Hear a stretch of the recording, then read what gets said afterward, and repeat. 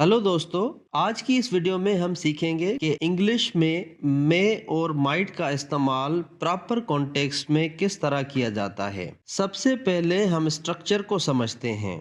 जिस तरह हम प्रेजेंट सिंपल में थर्ड पर्सन सिंगुलर के साथ एस या ईएस ऐड करते हैं, इस तरह मे के साथ यूज नहीं करेंगे और क्वेश्चंस बनाने के लिए डू और डज की कोई जरूरत नहीं।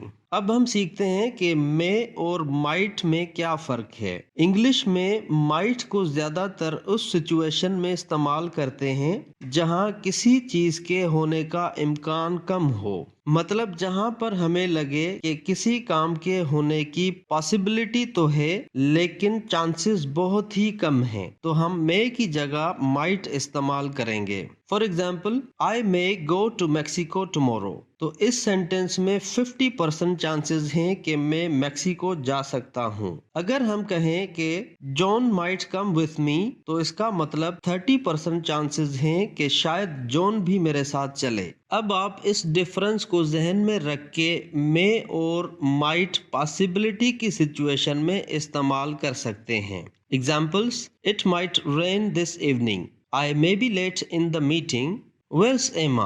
She might be out shopping, I suppose.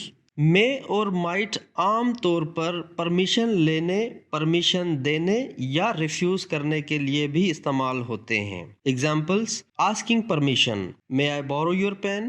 May I come a bit later? Giving permission, you may come at 11 if you wish. May I ask you a question? Of course you may. Refusing, may I borrow your pen? No, I'm afraid you may not. English में formal expressions और hopes के लिए भी may इस्तेमाल करते हैं। For example, let us pray that peace may soon return to our country. I hope that young couple may enjoy many years of happiness together. Warm wishes to you on your wedding day. May you never lose sight of your love for each other. हम आम तौर पर may be और word may be को identify करने में mistake करते हैं।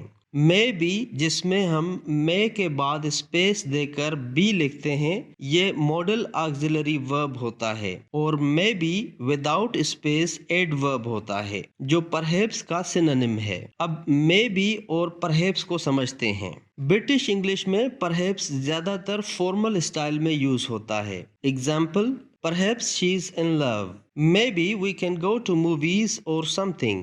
अब समझते हैं कि कहाँ मे को यूजुअली यूज नहीं करना चाहिए। May is not normally use to ask about the chance of something happening. तो ऐसी सिचुएशन में हम मे की जगह लाइकली यूज करेंगे। For example, are you likely to go shopping after work. एक और एग्जाम्पल है, has she gone shopping, I wonder. May not, might not and can't. Context को जहन में रख के दो तरीके हैं सेंटेंस को नेगेटिव बनाने के लिए। एक मे नॉट या माइट नॉट और दूसरा कांट। मे नॉट या माइट नॉट का मतलब है कि कोई पॉसिबिलिटी हो सकती है या नहीं भी हो सकती। Examples, he may be at home, possible है कि शायद वो घर पर हो। यू माइट विन, पॉसिबल है कि तुम जीत जाओ। अब कांट को समझते हैं। अगर आपको लगे कि कोई चीज पॉसिबल नहीं है, तो आपको मे नॉट या माइट नॉट की जगह